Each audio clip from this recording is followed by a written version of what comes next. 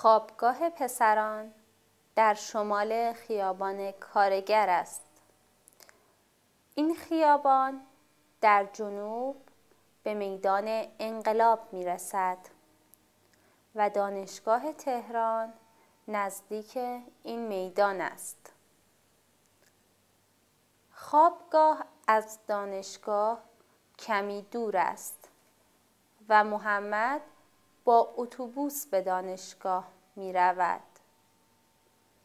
او گاهی دوست دارد از خوابگاه پیاده به دانشگاه برود تا فروشگاه‌ها، مغازه‌ها و رفت و آمد مردم را در خیابان‌ها و چهارراه‌ها ببیند. مردم تهران برای رفت و آمد در شهر سوار اتومبیل، اتوبوس، مترو، تاکسی و مینیبوس می شوند. خیابان‌های این شهر معمولاً شلوغند.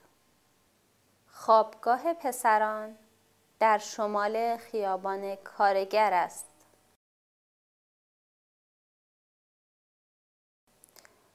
این خیابان در جنوب به میدان انقلاب می رسد و دانشگاه تهران نزدیک این میدان است. خوابگاه از دانشگاه کمی دور است و محمد با اتوبوس به دانشگاه می رود. او گاهی دوست دارد از خوابگاه پیاده به دانشگاه برود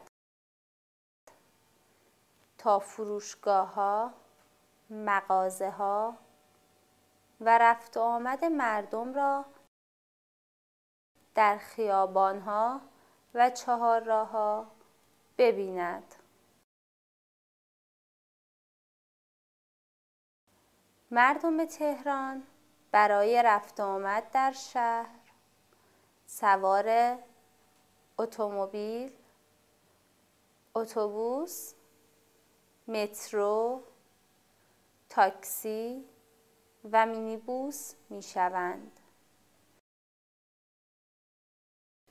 خیابان‌های این شهر معمولاً شلوغند.